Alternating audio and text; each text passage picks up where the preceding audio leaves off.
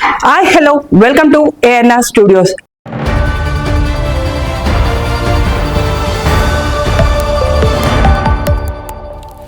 మన భారతదేశ చరిత్ర ఎంతో ప్రాచీనమైంది, మరింకెంతో ప్రాముఖ్యమైంది.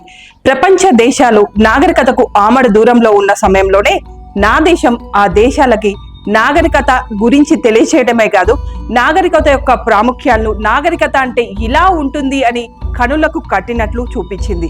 ఇక ప్రపంచ దేశాలకే కాదు, నా దేశంలో ఉన్న ప్రజలకు కూడా భారతదేశ వైద్యం అంటే కేవలం నాటు వైద్యం, మూలికా వైద్యం అనే ఒక భ్రమ వేళ్ళూనికుపోయింది.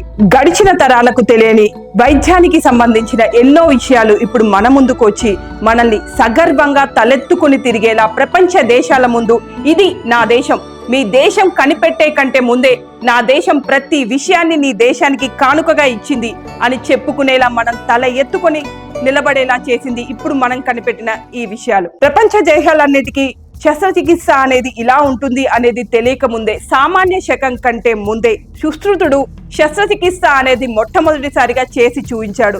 ఏమాత్రం భయం లేకుండా శస్త్రచికిత్స అనేది చేయడమే కాదు, అతను చేసిన 100 శస్త్రచికిత్సల్లో 98 సక్సెస్ అవ్వడం అనేది మరొక చెప్పుకోదగిన విషయం. అతడు అనేక గ్రంథాలు, రచనలు కూడా చేశారు.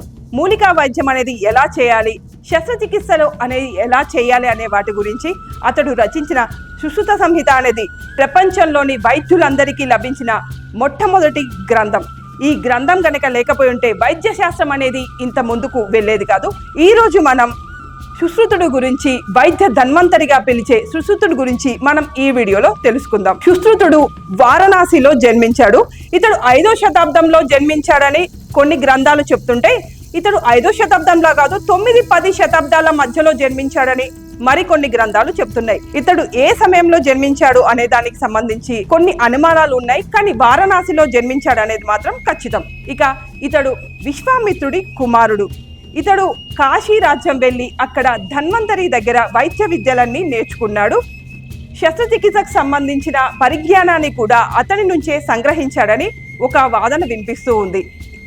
సుశ్రుతుడికి ప్రకృతి అంటే ఎంతో ప్రేమ. ప్రకృతితో మమేకమై ప్రకృతిలో ఏ ఏ సమయంలో చెట్లు ఎలా ఆకులు రాస్తాయి, ఏ ఏ సమయంలో చెట్ల నుంచి ఎటువంటి పండ్లు వస్తాయి, ప్రకృతిని అనుసరించి బ్రతికేవాడు. ప్రకృతిలో ఉన్న జంతువుల నుంచి కూడా అతను ఎన్నో విషయాల్ని నేర్చుకున్నాడు.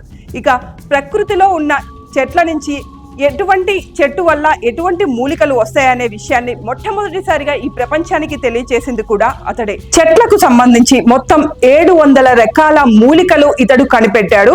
ఇప్పటికీ ఇతడు కనిపెట్టిన చెట్లకు సంబంధించిన మూలికలను మనం వాడుతూనే ఉన్నాం. మొత్తం 60 రకాల ఖనిజాల నుంచి మూలికలు తయారు చేయొచ్చని ఇతడు నిరూపించాడు. జంతువుల నుంచి కూడా ఎన్నో మూలికలను తయారు చేసి మనుషులకు సంబంధించిన వ్యాధులకి నయం చేయొచ్చని ఇతడు కనిపెట్టాడు.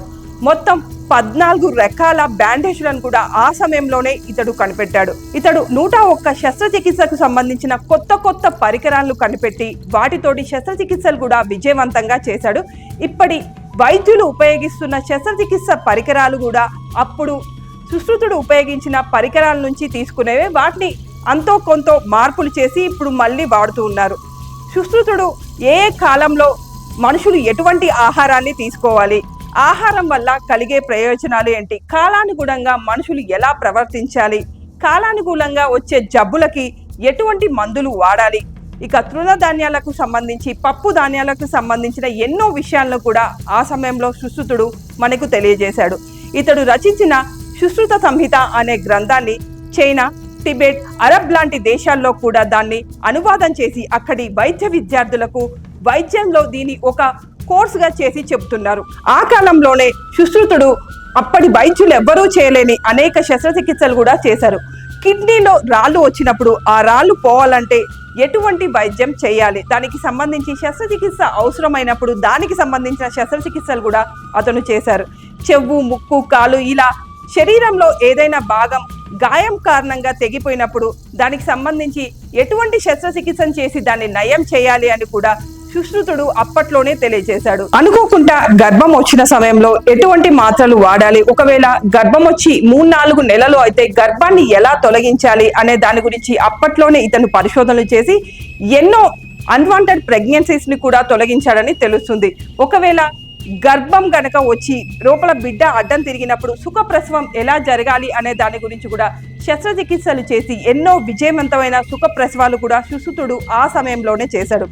ఇప్పుడు బ్లడ్ క్లాట్ అవ్వడానికి రక్తం గడ్డగట్టడానికి ఎన్నో మందులు వాడుతున్నారు. కానీ ఆ సమయంలోనే ఆకు పసర్లతోటి వైద్య మూలికలతోటి శస్త్రచికిత్స చేసే సమయంలో రక్తం గడ్డగట్టేలా ఎన్నో మూలికలను వాడారు సుశ్రుతుడు. సుశ్రుతుడు రచించిన సుశ్రుత సంహితలో దీనికి సంబంధించి పూర్తి పరిజ్ఞానం ఉంది. ఇక సుశ్రుతుడు ఎన్నో రకాల శస్త్రచికిత్సలు చేశాడు అనడానికి ఒక కథ కూడా ప్రాచుర్యంలో ఉంది. పూర్వం అడవిలో ఒక కట్టెలు కొట్టుకునేవాడు ఉండేవాడు. అతడు వెళ్లి కట్టెలు కొడుతున్న సమయంలో అతడి గొడ్డలి తగిలి అతడి మణికట్టు దగ్గర దెబ్బ తగిలి చెయ్యి విరిగిపోతుంది. అప్పుడు అతడు గట్టిగా రోదిస్తూ ఆ అడవి మార్గం గుండా బయటికి పరిగెడుతూ ఉంటాడు. ఆ సమయంలో చుట్టుపక్కల ఎక్కడ ఏ గ్రామం కూడా కనిపించదు. కానీ ఒకే ఒక కుటీరం మాత్రం కనిపిస్తుంది. అతడు విరిగిన చేతిని చేతిలో పట్టుకొని ఆ కుటీరానికి వెళ్తాడు. ఆ కుటీరానికి వెళ్లే సమయానికి చీకటి పడుతుంది. చీకటి పడ్డా సరే ఆ కుటీరం దగ్గరికి వెళ్ళి ఆ కుటీరంలో ఉన్న వాళ్ళని నిద్ర మేల్కొల్పుతాడు. కుటీరంలో ఆ సమయంలో ఉన్నది మన ధన్వంతరి సుశ్రుతుడు. వెంటనే ఇతని పరిస్థితిని చూసిన సుశ్రుతుడు లోపలికి పిలిచి ఒక ఆసనం వేసి అక్కడ కూర్చోబెట్టి ముందు అతని నాడి మామూలుకు వచ్చేదాకా అతడికి సపర్యలు చేసి తర్వాత ఏం జరిగింది అని అడుగుతాడు. దానికి అతడు అక్కడ జరిగిన విషయం అంతా చెప్తాడు. వెంటనే అతనికి ఒక పాత్రలో ఒక ద్రావణాన్ని తీసుకొచ్చి ఇచ్చి ముందు దీన్ని తాగు అని చెప్తాడు. అతడు ఇచ్చిన ద్రావణం ఏదో కాదు, సురాపానం. అయితే ఈ సురాపానాన్ని కూడా అతడే తన సొంత చేతులతోటి తయారు చేస్తాడు. మూలికలతో తయారు చేసిన సురాపానం ఇది. మీరు అనుకోకండి ఇది సారా అని. మూలికలతో తయారు చేసిన సురాపానం.